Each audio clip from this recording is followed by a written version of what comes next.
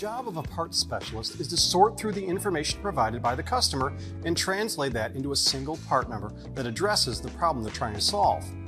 But it's important to avoid the tendency of thinking in terms of individual pieces as opposed to complete systems.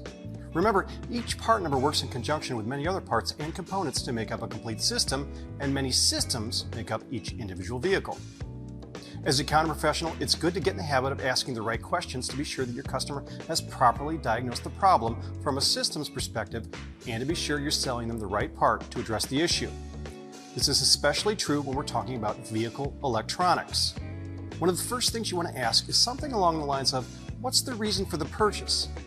As for why that's such an important question, let's use the Powertrain Control Module, or PCM, as an example.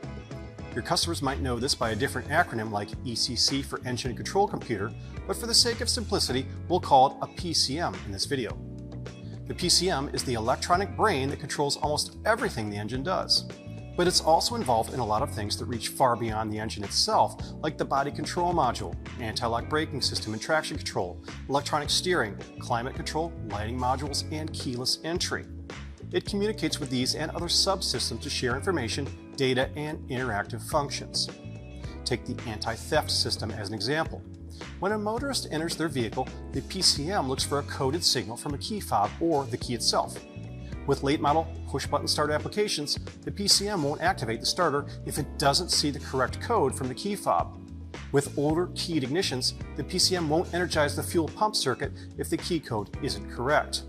Consequently, no start problems can be caused by communication issues between the PCM, ignition switch, and key or key fob, by a fault in the PCM's anti-theft circuitry, or by a problem in the starter, ignition, or fuel delivery system. That's why accurate diagnosis of any suspected PCM-related fault is so important. If your customer says they need a replacement PCM due to a no-start situation, the PCM is only one of many different possible causes. The onboard diagnostic system can detect many kinds of internal PCM faults, but some PCM problems won't set a fault code and can only be diagnosed by a process of elimination. This is a tricky situation, and unfortunately, some do-it-yourselfers and professional technicians could possibly jump to conclusions prematurely and pinpoint the PCM before they've ruled out all of the other possibilities. Consequently, they replace the PCM only to discover the newly installed PCM doesn't fix the problem. It's also important to keep in mind that many drivability and emissions problems can be addressed simply by reflashing the PCM with updated software from the vehicle manufacturer.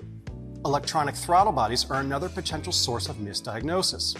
It's important to understand that other areas of the vehicle's control system may cause throttle-related problems that aren't necessarily caused by the electronic throttle control system. For example, a fault in a wheel speed sensor could affect the throttle opening. Another important question to ask your customer is, are you comfortable with non-plug-and-play units? If they're buying a PCM, a body control module, or even an electronic throttle body, it's highly likely that those items are not going to work right out of the box. A replacement PCM, for example, is going to require reprogramming and initialization. A replacement electronic throttle body likely will require a relearn procedure before the vehicle will run properly. The same goes for replacement body control modules. The complexity of these procedures will vary from manufacturer to manufacturer, so it's important for your customer to consult the model-specific service information to make sure they're doing it right. Today's vehicles are more reliant on computers and electronics than ever before, and diagnosis needs to be performed from a systems perspective. As accounting professionals, asking the right questions can go a long way toward ensuring that your customers are confident in their diagnosis and have the right part to solve the problem. Thanks for watching.